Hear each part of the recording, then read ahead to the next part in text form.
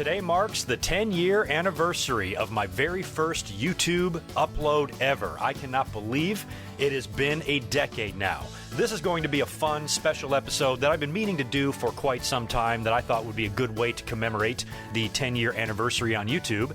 This is going to be very similar to the Chris Jericho cruise video I did back in January. Link is in the upper right, by the way. And I thought it would be a fun way during these social distancing times to kind of spice up the channel a little bit and add some fun, different bonus content. So this is going to be a comprehensive look at my entire setup here. A lot of you over the years have shown a genuine interest of what I have in terms of wrestling memorabilia and media and collectibles and computer setups and how I produce my commentaries and all that kind of stuff. So we're going to take a look at that today, and I'm going to show you what I got. Like I said, I am constantly bombarded with questions of what kind of equipment do you use? What kind of video editing software, microphone, camera setup? What kind of computers do you have? All that kind of stuff I'm asked about all the time. So let's take a look here. Let's start with the computers. Nothing fancy here, but I got a couple of good desktops. I've always ran with two desktops because I always have so much going on. I want to have a lot of access and have backups of things to use. So the computer over here on the right-hand side is an old Dell that I purchased back in 2015. It's a pretty good computer, and it served me well, and it still works, and I still use it. However, the deeper I got into YouTube, I started realizing that if I want to produce the highest quality content possible, I need something a little bit stronger. So last year, I purchased another Dell computer on the left. I know a lot of people don't like Dell, but I've had a few of them, and they've always served me well. This is a Dell 8930. It's got an Intel Core i7 on it.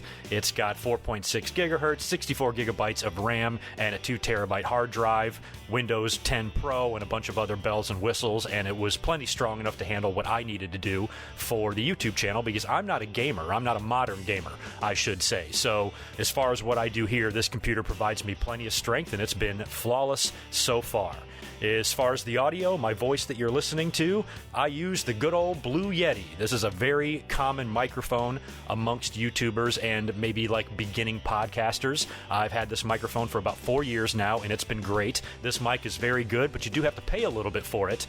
And if you ever want to get into serious podcasting, most of the more serious podcasters don't use this microphone. But for me, like I said, I'm not looking to do anything fancy. I don't even know how to use one of those mixers or switcher boards or anything like that. So I'll have to do some tutorials if I ever want to upgrade my audio, but for now, I think this works just fine. As far as my webcams go, I've got a few of them. Way off to the far right there, you will see the Logitech C920, which is a fine camera and worked just fine for me, but after a while, I definitely needed an upgrade. About a year or so ago, I purchased the Logitech Brio, which is significantly more expensive, but also outputs a lot higher quality, 4K, 1080p, stuff like that. And in a little funny story here, if you notice, I've got two of those Brios here because when it got sent to me, something was wrong. I couldn't get it to work. And when I was on the phone for a couple of hours with customer support, they determined that something must be wrong with the camera, so they sent me another one. When the other one didn't work and I called back again, after another hour on the phone, we realized that the problem was something very, very simple, and we fixed it, and the guy congratulated me on basically getting a free camera. So I've got two of these things sitting here. Many of you also ask, what kind of streaming software do I use? Again, nothing fancy. I stream live on OBS Studio. I know there's others. I know there are ones you can pay for and that offer a lot more, but I keep my stuff pretty basic and pretty simple, and until I see the need to do more, this thing works just fine, and I've had very few issues with it. As far as how I produce my overlays and my thumbnails, again, super simple. I use the very common Photoshop knockoff GIMP, which gives me all of the tools that I need. Again, once I have the need to upgrade to something a little bit more professional, I will, but as far as the content that I make, this works just fine. For the audio, I have only spent the last couple of years running my audio through like a few filters to clean it up, and I use Audacity, another free program that's very, very common amongst podcasters. So if you are using a USB microphone or something a little bit nicer, you can really upgrade the quality on that if you run it through Audacity, and it will really make your audio sound crisper and sharper and a lot more professional than just simply flipping the switch. I always get a ton of questions about my video editing software as well. I currently use Vegas Pro 15, which at the time of its release ran me a couple of $100. Now, unfortunately, I don't have a ton of great things to say about this software. I've used it for a while. I like it. It gets everything done, but I do run into problems sometimes with it. I have had troubles with, it not playing certain formats of video, and I have to do some file converting, and sometimes it'll freeze on you. You can lose a project and have to start over. Those things have happened to me a little bit here and there, but nothing crazy, nothing to the point where I want to abandon it and completely relearn a new program somewhere else. But if I had to do it all over again, I probably would have picked something different, but I still get done what I need to get done with this, and it works just fine overall. I use Lisbon to post my podcasts and my RSS feed. I use WordPress for my website. I use HostGator for my web hosting and Epidemic Sound for my music. Now, this is a monthly fee that I pay, and it's just an endless supply of really good music. As far as my logos and my bumpers and things like that, I've got kind of a graphics designer on the side that's helped me do a lot of things throughout the years, and every now and then if I need a quick fix, I shoot over to the website Fiverr, and you can get everything done there. We'll go back up here to the computers and the monitors. Here you see 3 monitors. Now, the monitor in the middle and the one off to the left are hooked up to my primary computer. This is where I produce all of my content. This is where I do all of my live streams and edit all of my videos, is done right here. The bigger monitor off to the right, that's actually a 42-inch TV that I use as a monitor because it's great for reading. It works great for having a TV show or a podcast on in the background while I'm editing, and I can also use it for looking things up and doing research when I'm making my commentary notes. And I can use it for video games. That's right. I am a gamer, but not in the way that you think. I am a completely clueless bastard when it comes to modern consoles. I have not played a console after the Super Nintendo back in like 1993. Never had an N64, never had a Saturn, never had a GameCube, never had a PlayStation, never had an Xbox, never had shit. But you know what I did have? We'll start with the mighty Atari 2600, my first console that I ever played as a kid. I was fascinated with this thing. To me, it was the most incredible technology I had ever seen, and I was addicted to playing this thing, but unfortunately, I didn't have one. My grandparents had one, and my neighbor had one, and I would scam them in order to play their Atari anytime I could. And finally, a couple of years later, I think it took until like 1986 when I finally got an Atari and played the shit out of that thing in my house. In the late 80s, I got a Nintendo, I believe for like my 10th birthday. And there were a lot of games on that system that I loved playing, primarily the Mario games, Super Mario 1, 2, and 3. I can beat them all. I loved Double Dragon. I loved Blades of Steel. I loved Contra.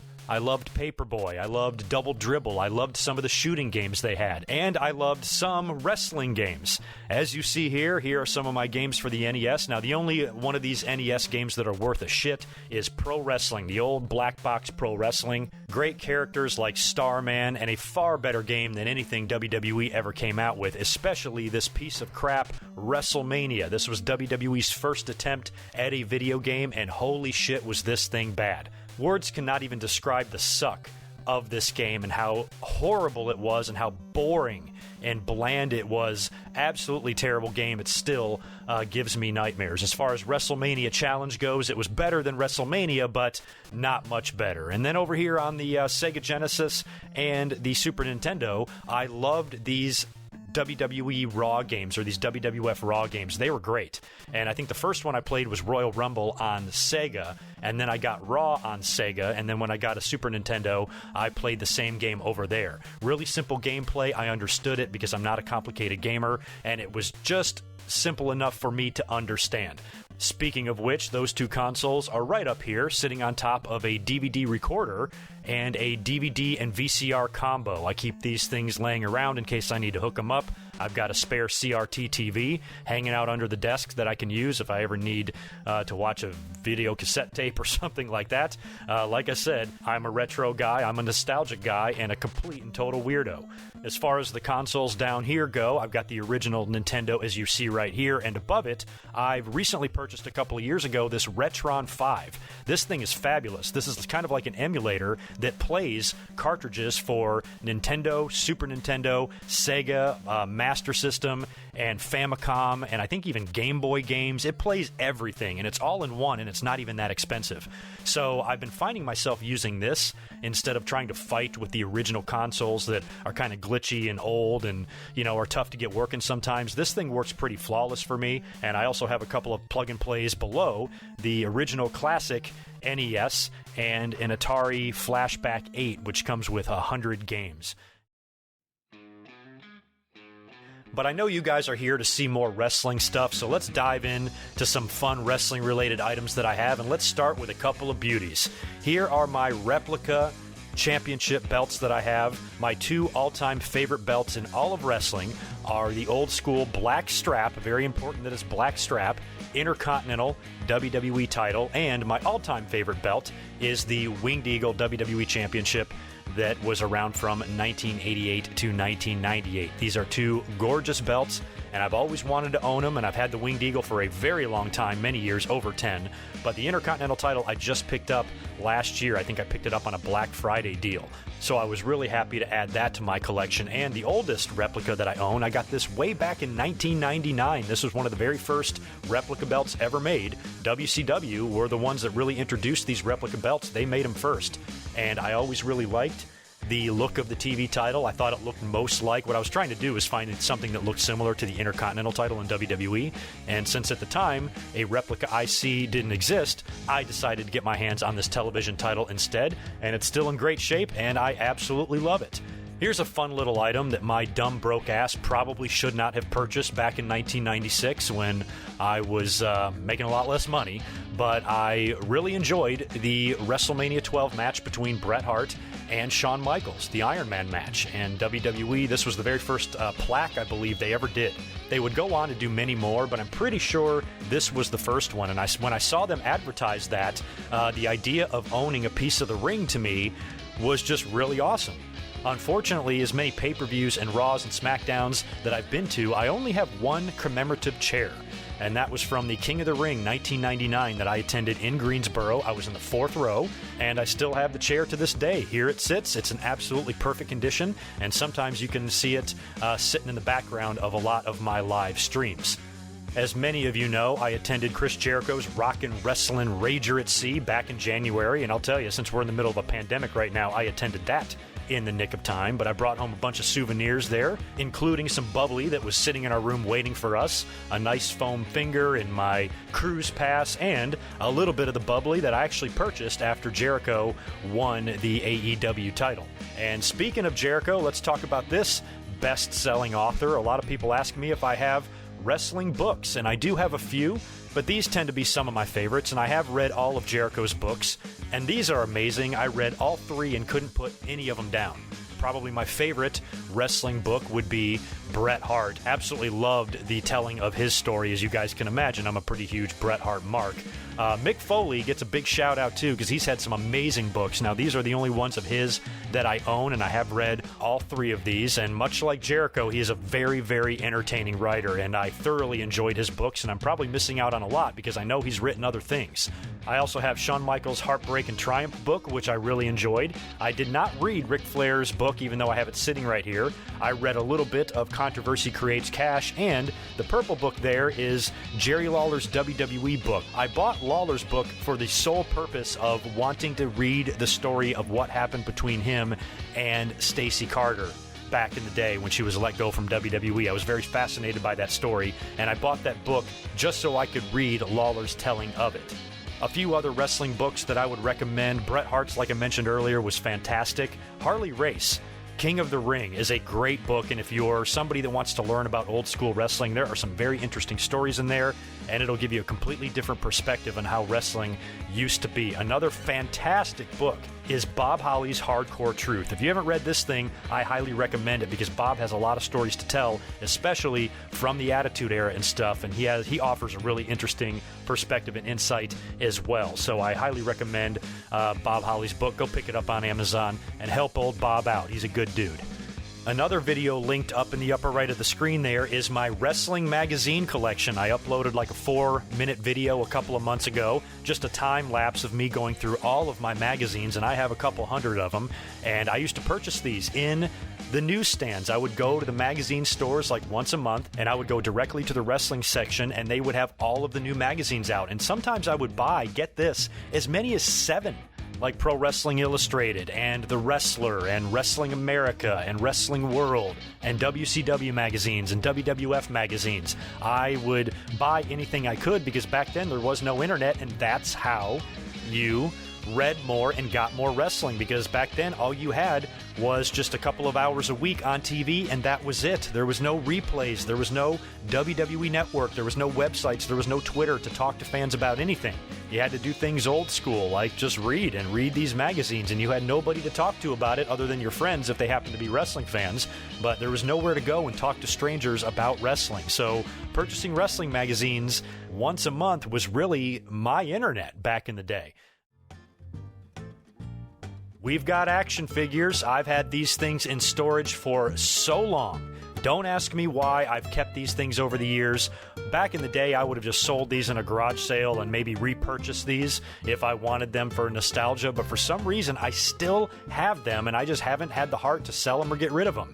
These were the old school LJN big rubber figures from the 80s. I remember these things so well, and here you can see they look like shit. They've been damaged, and I used to play so hard with these things, even with my buddies when we were like 10 and 11 years old, and we would wear these things out. We would draw on them. Some of them have lost body parts, but I had some fun figures in here. You see Hulk Hogan, I've got Andre the Giant, I've got Big John Studd, Tito Santana, there's Nikolai Volkov I can see in there, the Iron Sheik, Corporal Kirshner. We've got Rowdy Roddy Piper, the Junkyard Dog, Mr. Wonderful Paul Orndorff. We've got Jake the Snake Roberts missing a hand. I've got George the Animal Steel and King Kong Bundy, and I can remember taking magic marker to these two guys, trying to paint their faces like Demolition because I didn't have the Demolition tag team set, and I tried to make my own Demolition. I did have the British Bulldogs, which was pretty awesome. I never had the Hart Foundation, though. They were a tough find. I lived in rural North Carolina back in the day when I was collecting these things, so my store options were limited, and I didn't have access to a Hart Foundation tag set. That would have been awesome.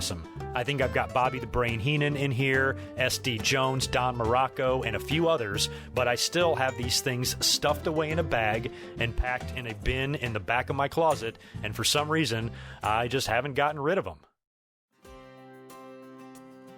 Now we're on to one of my favorite side hobbies, collecting wrestling VHS tapes. I have a fond love for the old Coliseum videos. We're going to start with one of my favorites that brings back a ton of childhood memories, and that is the big box plastic clamshell VHS tapes that WWE came out with way back in the day. This was like their first video releases back in the 80s. I used to see these things in the video stores all the time, and here is my big box collection of WrestleManias. As you can see, yes, that is 7 copies of WrestleMania 3. I just have a fond memory of seeing that in the video store and having to wait a while after I attended WrestleMania 3 to be able to see it on VHS. And as I got older, anytime I found it for a decent price on eBay, I tried to pick one up. Here are some more of my favorite big box VHS, and some of these are pretty rare. This Rowdy Roddy Piper one was tough to find. This Macho Man and Randy Savage and Elizabeth one is a classic. I've got Andre the Giant here. I have the history of the WWF title and the Intercontinental title that came out in the mid-80s. A really old video of WWF Tag Team Champions. This thing is an antique. And the Coliseum video release of the big event. That was the big stadium show in Toronto that featured a main event of Hulk Hogan versus Paul Orndorff, which is one of my favorite feuds, not only of the 80s, but of all time. I've also been attempting to collect some of these old school best of WWF tapes. I remember seeing these in the video stores as well and renting them a time or two. Some of these volumes are more rare than others. I know it was pretty hard for me to find the one with Bret Hart and the one with Rick Martel. The others are relatively inexpensive, but it's going to be tough for me to fill the gaps here because there are some others that are even more rare than these and run quite a few bucks. So in order for me to complete this set, I'm going to have to get lucky. Moving on to the regular Coliseum videos now and WWE transitioning into cardboard, here are some more WrestleManias. I have all of the WrestleManias that were available on VHS. I've got them all, and in many cases, I have multiple copies of these things. I even have the old WrestleMania box set that they released, I believe, in 1997 that had the first 13 WrestleManias all in one set. Here is the current state of my Summerslam and Survivor Series Coliseum video collections. As you can see, they need some work, but I've got some pretty cool SummerSlams. I have the very first one. I have SummerSlam 94 and SummerSlam 1997. I also have the first two Survivor Series Coliseum videos, which just flood me with a ton of memories, and a few other good ones like 1992 and 1994 and 1996. I gotta tell you, I'm doing pretty good on the Royal Rumbles. Pretty sure I have them all here. Looking at these old things, I really miss that old Royal Rumble logo. I used to love seeing that on the front of big VHS tapes. I don't know what it is about these obsolete relics that makes me love them so much, but I just do. I'm a really nostalgic guy. I'm doing pretty good on the King of the Rings, although I am missing the very first one, 1993, but I've got 94 and 95 and 96 and 97, as you can see. I also have some miscellaneous pay-per-views shown here, including the One Night Only show that was from 1997, I believe in Birmingham, and that was the famous match where Shawn Michaels won the European title from the British Bulldog. I also have a sealed copy of WrestleMania 18 sitting here. That must not have made it into the WrestleMania picture earlier on. And over here, I have a small but modest WCW VHS collection as well. Got a couple of Slamborees and Starcades in here, and some random videos that I've been able to snag over the years. I particularly like the Road Warriors and Ric Flair tape that I have here. And I would actually like to get more into collecting WCW VHSs. I would like to get my hands on some more of these. But getting back to the Coliseum videos, here are some fun ones. Check out this big cluster here. Up at the very top left is your Smack'em Whack'em.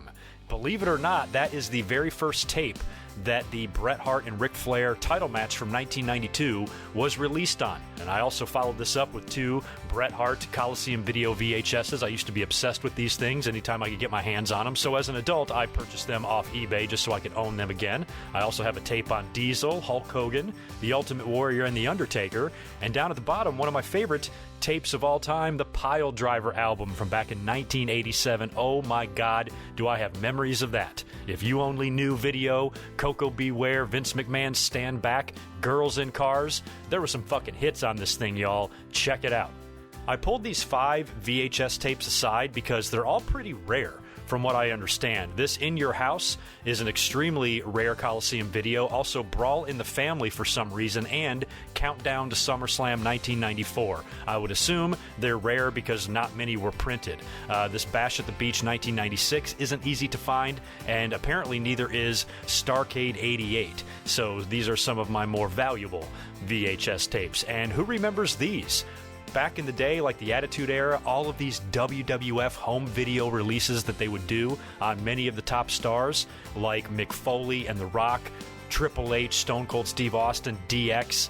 I had so many of these things back in the day, and as you can see, I have doubles. The reason I have these doubles is because many times I would just pick up extra ones in lots if I purchased them off of eBay. But these things are completely worthless. You can't give them away. That's why I haven't bothered trying to sell any of them.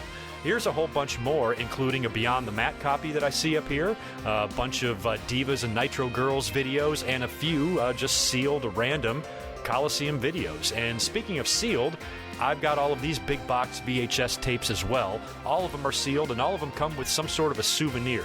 You've got your Rampages, your WrestleFests, your Crunch Classics in here. These are all just kind of a mishmash of matches that WWE would release in compilation tapes all the time back in the day. And oh, look here. Here's a few more randoms. Anyone else out there that you know have 4 copies of World Wrestling Federation Superstars, the music video? Show of hands, anybody out there have 4 copies? No? All right. Well, for some reason, I do. I know, I'm a psycho. If you need to unsubscribe, I understand. And while we're on the subject of obsolete media, figured I'd show you my wrestling CDs as well. Bought a lot of these over the years. A lot of old school ones too, like the old wrestling album from the 1980s, and then in the 90s, the mid-90s, they released Full Metal, the album, which was one of their better ones that had some of the best WWE themes of that time. My personal favorite out of this collection, though, is WWF The Music Volume 3 up there in the top right-hand corner. That was right in the middle of the Attitude Era. Great themes like Stone Cold Steve Austin, Austin, DX, The Undertaker, Kane, The Rock, all the top stars in the company. A fantastic album. Got a couple of copies of WWF The Music Volume 4, Volume 5, Ruthless Aggression Anthology, and a bunch of random CDs underneath. And also, just in case you needed a reminder of what kind of a Bret Hart mark I am, check out this Wrestling with Shadows trilogy that I've got, including the VHS tape, the DVD, and the soundtrack CD. Like I said, I'm a psycho. When I was going through some stuff trying to find more material for this video, I dug up these two old boxes of WCW trading cards. I remember buying these at a baseball card convention for $1 each, $1 per box. And for some reason, like an idiot, I never threw these away. They are totally worthless, but I keep them anyway. And maybe we'll open this up one day, or open one of them up and do an unboxing here on the YouTube channel just for fun. Check out this weird shit my sister bought me kind of as a gag gift for Christmas this year. It's an old WWF Slam Cam. Apparently this is a digital camera that is kind of like an early version of Photoshop. You can kind of Photoshop your image or place your image on the bodies of WWF wrestlers, I suppose. Looks really crazy. Maybe one day I'll open up this thing as well. Wow, CD-ROM, Windows 95 or higher. Holy shit. I really wish I would have saved more of my wrestling tickets from all of the shows I've been to over the years, but I didn't really have the idea until kind of late, and there was a few still laying around, so I actually placed them in top loaders for baseball cards, and some of these are just random shows that I went to, a couple of Raws, a few house shows, and my WrestleMania 15 and King of the Ring 1999 ticket are in here as well. And holy shit, look at there. Look at that 20-something-year-old GoodMicWork backstage at the Joe Louis Arena hanging out with Savio Vega and my dad.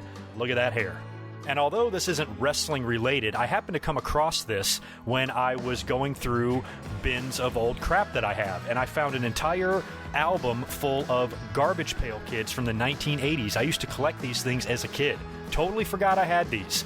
And as you can see here, these are some of the very first ones that ever came out. I have no clue if they're worth any money at all. Probably not. But like I said, I just save everything.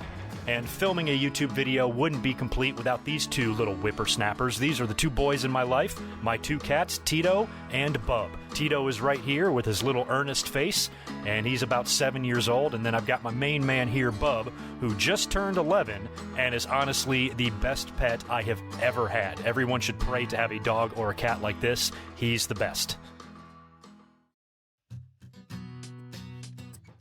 And finally, we'll end all of this ridiculous nonsense by taking a look at my wrestling DVDs. Now, over the past few years, I've gotten away from media collecting based on how common streaming and everything is now, but I think there's something still to be said and cherished about owning the actual physical media. We'll start with some of my favorite WWE DVD bios, these documentaries that they would do, much like we see commonly now on the WWE Network. But some of my favorite ones that they've done over the years is the Stone Cold Steve Austin biography, The Rock, Mick Foley, CM Punk, Rowdy Roddy Piper, another great one, Chris Jericho, Paul Heyman, Daniel Bryan, Edge, and Scott Hall. These are all fabulous. If you haven't seen any of these, please look them up and try to watch them.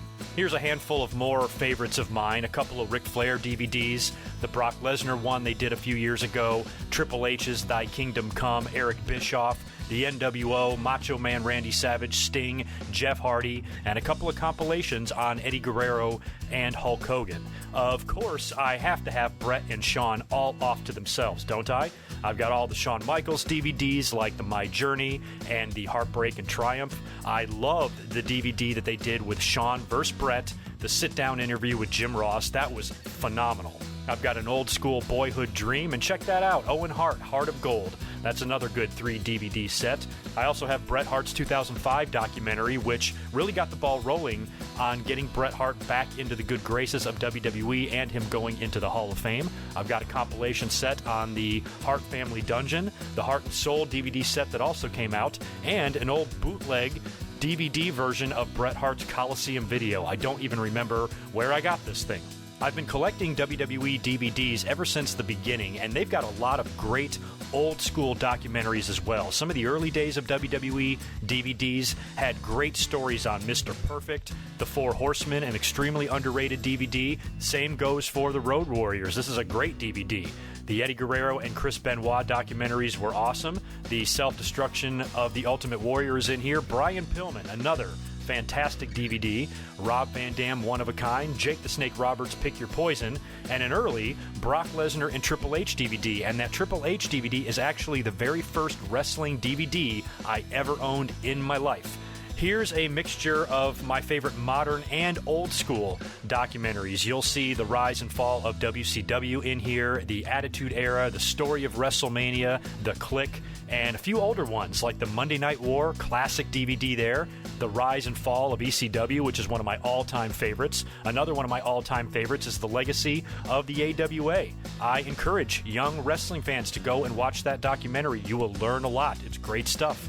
An early NWO Back in Black is also in here, and another great documentary on the triumph and tragedy of world-class championship wrestling. I've got a shit ton more of these wrestling compilation DVDs. Here's one on Randy Savage, Chris Jericho, The Big Show, Edge, D-Generation X, Bill Goldberg, Randy Orton, Triple H, Stone Cold Steve Austin, Ricky the Dragon Steamboat, Batista, Randy Orton, John Cena, Kane, and a couple of Rey Mysterios. I even have a few more WCW-related DVDs. DVD sets on the Clash of Champions, Starrcade, and War Games, along with greatest pay-per-view matches in WCW history, and a couple of Best of Nitro compilation sets. Want to give a shout out to some more of my old school favorite DVDs. Bobby the Brain Heenan is in here. The Hall of Fame 2004, which contains my favorite Hall of Fame speech of all time from Bobby the Brain Heenan.